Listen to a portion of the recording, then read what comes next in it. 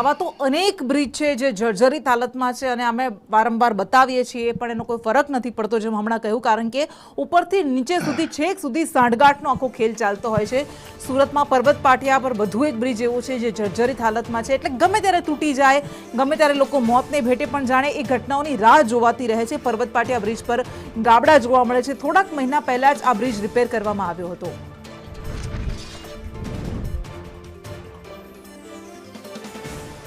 સુરત શહેરમાં વરસાદ છે તે મહાનગરપાલિકાના તંત્રની પોલ ખોલતો હોય છે ત્યારે ભ્રષ્ટાચારની પણ પોલ ખોલતો હોય છે। ત્યારે સુરતના પર્વત પાટિયા બ્રિજ ઉપર છે જોઈ શકાય છે કે ભ્રષ્ટાચાર સીધો દેખાઈ રહ્યો છે, કારણ કે થોડા મહિના અગાઉ જ આ બ્રિજ પર છે તેની મરમ્મત કરવામાં આવી હતી અને રિપેરિંગ કામ કરવામાં આવ્યું હતું, પરંતુ આ તો કયા પ્રકારનું રિપેરિંગ કામ કે ઠેર મોટા ખાડા પડી ગયા છે અને અંદર સળિયા દેખાઈ રહ્યા છે। સિમેન્ટ કોન્ક્રીટનો માલ છે તે પણ ઉખડી ગયો છે, ઉબડ ખાબડ છે, રોડ રસ્તા બની ગયા છે, વાહન ચાલકો છે તે મહા મુસીબતે આ રસ્તા પરથી પસાર થઈ રહ્યા છે। જે પ્રમાણે રિપેરિંગ કામ ચાલુ કરવામાં આવ્યું હતું તેને લઈને આ જે રસ્તો છે તે બંધ કરી દેવામાં આવ્યો હતો। ટ્રાફિકથી લોકો હેરાન પરેશાન થઈ ગયા હતા। પહેલા જ વરસાદની અંદર ફરીથી આ જે બ્રિજ છે તે જેસે તે વૈસે પરિસ્થિતિમાં જોવા મળી રહ્યો છે। ઠેર ખાડા પડી ગયા છે અને લોકોને ભારે મુશ્કેલીનો સામનો કરવાનો વારો આવી રહ્યો છે।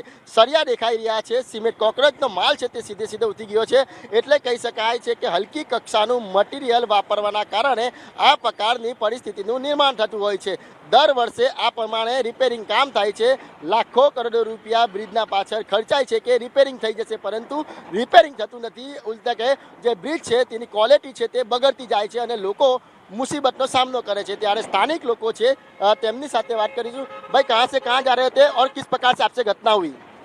मैं शाम संगीनी से सनिया हिम्मत की तरफ से जा रहा था, तो गड्ढा था, गड्ढे में गाड़ी गई और गाड़ी पलटी हुआ। ये एसएमसी की बेदरकारी सामने आई है। आपका किस वजह से रास्ता कितना खराब था और किस तरह से बच गए आप? पूरा गड्ढा पड़ा था, गड्ढे में टायर गया और गाड़ी पलटी हो गई। अल्लाह की कृपा से मैं तो बच गया। मेरे भी घर पे सब फैमिली है। कितना खराब है रास्ता है, कितने खड्डे पड़े हैं? रास्ता तो बहुत ही खराब है, जैसे रोज गाड़ी फंसता है, रोज ऐसे ही होता है। तो गाड़ी कैसे निकाली आपने? गाड़ी जैसे भी बुला के निकाली है। कितने पैसे लिए? एसएमसी की जैसे भी थी उसने 1000 रुपया लिया। 1000 रुपया लिए। બિલકુલ, તો લોકો છે તેને અકસ્માત પણ થઈ રહ્યો છે અને નુકસાની પણ વેઠવાનો વારો આવી રહ્યો છે। જોઈ શકાય છે કે આ પર્વત ગામનો જે બ્રિજ છે, કરોદરા હાઈવે ઉપરનો બ્રિજ છે, જાંગારી આ પ્રમાણે મોટા ગાબડા છે તે નીકળી ગયા છે અને સળિયા પણ દેખાઈ રહ્યા છે। સુરત શહેર છે તે બ્રિજ નગરી તરીકે ઓળખાય છે, પરંતુ આ બ્રિજ નગરી છે તે લોકોને હેરાન પરેશાન કરી રહી છે। આ જે સુરતના બ્રિજ છે તે લોકોને પરેશાનીમાં મૂકી રહ્યા છે, કારણ કે આ પ્રમાણે જોઈ શકાય છે કે મોટે ગાબડા છે તે સીધા નીકળી ગયા છે। ગયા વર્ષે જ આ થોડાક મહિના માટે આ જે બ્રિજ બંધ કરી દેવામાં આવ્યો હતો અને એનું રિપેરિંગ કામ પણ કરવામાં આવ્યું હતું। હું તમને બતાવવા માંગીશ કે વચ્ચોવચ્ચ જે ગાબડા દેખાઈ રહ્યા છે તે ઊંડે ગાબડા છે, મોટા ખાડા પડી ગયા છે। સુરત શહેરમાં જ્યારે ચોમાસાની સિઝન શરૂ થાય છે ત્યારે મહાનગરપાલિકાના તંત્રની પોલ ખુલતી હોય છે। એ પછી પાણી ભરાવાની હોય કે પછી ખાડી પુરાવાની હોય કે પછી બ્રિજ પર મોટા ગાબડા પડી જવાથી લોકોએ હેરાન પરેશાન થવું પડી રહ્યું છે। કેમેરા પર્સન અજીત પટેલ સાથે મનીષ પરમાર, સંદેશ ન્યૂઝ, સુરત।